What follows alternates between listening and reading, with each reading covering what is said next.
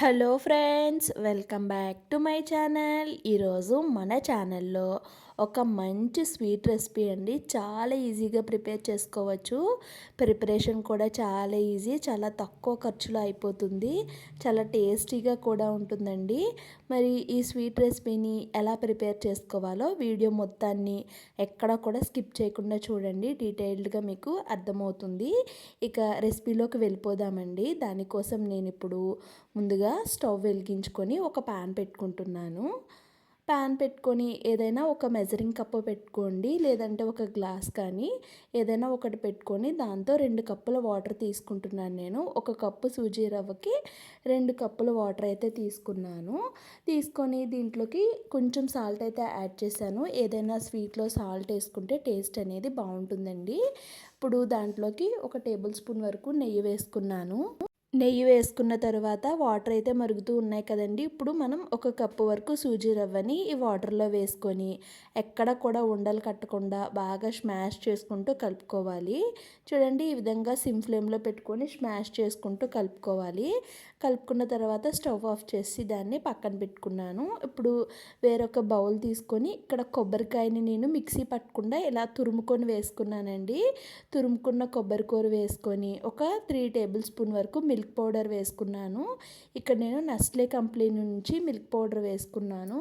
ఇప్పుడు ఒక 2 టేబుల్ స్పూన్ల వరకు పంచదారని మిక్సీ పట్టి ఆ పౌడర్ని అయితే వేసుకొని ఈ 3 కూడా కలిసేలాగా కలిపేసుకున్నానండి. కలిపేసుకొని దీన్ని కూడా పక్కన పెట్టేసుకున్నాను. ఇప్పుడు ముందుగా కుక్ చేసి పక్కన పెట్టుకున్న సూజీ రవ్వని బాగా స్మాష్ చేసుకోవాలి. వేడిగా ఉంటుందండి. కొంచెం మన చెయ్యి తాకలేనంత వేడి ఉన్నప్పుడు చేతిని ఇలా తడుపుకుంటూ దాన్ని స్మాష్ చేసుకోండి.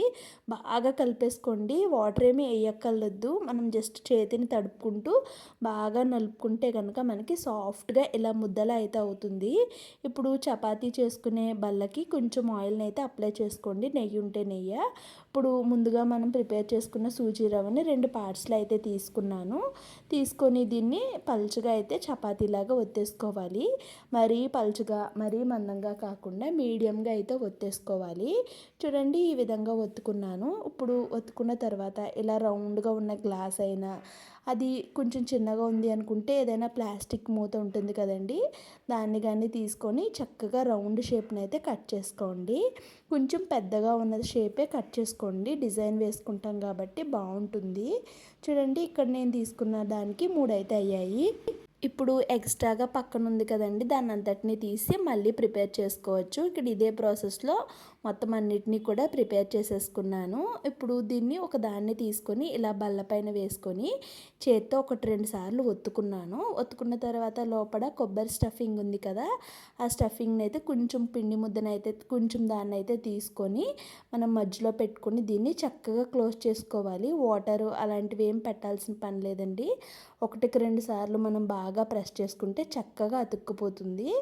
చూడండి, ఇలా అతుక్కుపోవాలి. అతుక్కుపోయిన తర్వాత నేను దీనిపైన మంచి లుక్ వైజ్ బాగా కనిపించడానికి డిజైన్ ఎలా వేస్తానో చూడండి. ఒక పెన్సిల్ తీసుకొని ఇలాగా డాట్స్లా పెట్టుకోవాలి. చూడండి, వెనకాతల ఇలా డాట్స్లా పెట్టుకొని ఇప్పుడు స్పూన్ ఉంటుంది కదా, స్పూన్తో ఇలా మధ్యలో అనుకుంటే ఒక మంచి అందమైన షేప్ అయితే వచ్చేస్తుందండి. మనకి ఇవి చూడడానికి లైక్ గజ్జికాయలు ఉంటాయి కదా, అలా అయితే ఉన్నాయి. మనకి ఎటువంటివి ఏవి యూస్ చేయకుండా చక్కగా మంచి షేప్ని అయితే తీసుకోవచ్చు. ఇక్కడ ఇదే ప్రాసెస్లో నేను మొత్తం అన్నిటినీ కూడా ప్రిపేర్ చేసేసుకున్నాను. మొత్తం అన్నిటినీ ప్రిపేర్ చేసుకున్న తర్వాత స్టవ్ వెలిగించి డీప్ ఫ్రై కోసం ఆయిల్ పెట్టుకున్నాను. ఆయిల్ మంచిగా హీట్ అయిన తర్వాత ముందుగా మనం రెడీ చేసి పక్కన పెట్టుకున్న వాటన్నిటిని కూడా వేసుకోవాలి. మీరు తీసుకున్న ప్యాన్ని బట్టి ఎన్ని పడతాయి అనుకుంటే అన్నిటిని అయితే వేసుకోండి. నేనైతే ఇక్కడ ఒక 4 వరకు వేసుకున్నాను. వీటిని సిమ్ టు మీడియం ఫ్లేమ్లోనే కుక్ చేసుకోవాలి. ఒక సైడ్ కొంచెం కలర్ చేంజ్ అయ్యాక ఇంకొక సైడ్కి అయితే టర్న్ చేసుకోవాలి. అటు ఇటు తిప్పుకుంటూ మంచి గోల్డెన్ కలర్ వచ్చే వరకు 2 సైడ్స్ కూడా ఈవెన్గా మంచి కలర్ వచ్చింది అనుకున్నప్పుడు మాత్రమే వీటిని ఆయిల్లో నుంచి బయటకు తీసేసుకోండి. ఇక్కడ ఇదే ప్రాసెస్లో నేను మొత్తం అన్నిటిని కూడా ప్రిపేర్ చేసుకున్నాను. చేసుకున్న తర్వాత ఒక చిన్న కప్తో 1 కప్పు పంచదార ఎంత క్వాంటిటీలో తీసుకున్నామో అంతే క్వాంటిటీలో వాటర్ కూడా వేసుకొని పంచదార మొత్తాన్ని కరిగించుకోవాలి. చూడండి, పంచదార మొత్తం ఈ విధంగా విధంగా కరిగిన తర్వాత దీంట్లోకి మనం కొంచెం యాలకుల పొడి వేసుకున్నాను. యాలకుల పొడి వేసుకోవటం వల్ల స్వీట్ ఫ్లేవర్ అనేది చాలా బాగుంటుందండి. ఈ పొడి వేసిన తర్వాత 1-2 నిమిషాలు బాగా మరిగించుకొని మనకి పాకం లైట్గా తీగలా ఫామ్ అయితే సరిపోతుందండి. పాకం వచ్చినట్టే. ఇప్పుడు ముందుగా ప్రిపేర్ చేసుకున్న వీటన్నిటిని కూడా ఈ షుగర్ సిరప్లో వేసేసుకొని ఒకసారి షుగర్ సిరప్ ఈ స్వీట్ మొత్తానికి పట్టేలాగా పట్టించేసుకోవాలి. చూడండి, మొత్తం అన్నిటికీ కూడా షుగర్ సిరప్ పట్టేలాగా బాగా కలిపేసుకొని ఇప్పుడు మూత పెట్టి ఒక 2 నిమిషాల పాటు సిమ్ ఫ్లేమ్లో కుక్ చేసుకోవాలి. ఇలా కుక్ చేసుకోవటం వల్ల మనం సూజీ రవ్వతో చేసాం కాబట్టి రవ్వ అనేది ఈ షుగర్ సిరప్లో ఉడికి చక్కగా మనకి మెత్తగా అవుతుందండి. చాలా టేస్టీగా ఉంటుంది. చూడండి, ఇలా ఉడికిన తర్వాత స్టవ్ ఆఫ్ చేసి మూత పెట్టి ఒక 5 నిమిషాల తర్వాత మీకు ఇక్కడ తీసి చూపించాను చూడండి. మనకి షుగర్ సిరప్ అంతా కూడా అబ్జర్వ్ చేసేసుకున్నాయండి. చాలా బాగుంటాయి. ఒకసారి మీరైతే డెఫినెట్గా ఈ స్వీట్ని అయితే ట్రై చేయాలి.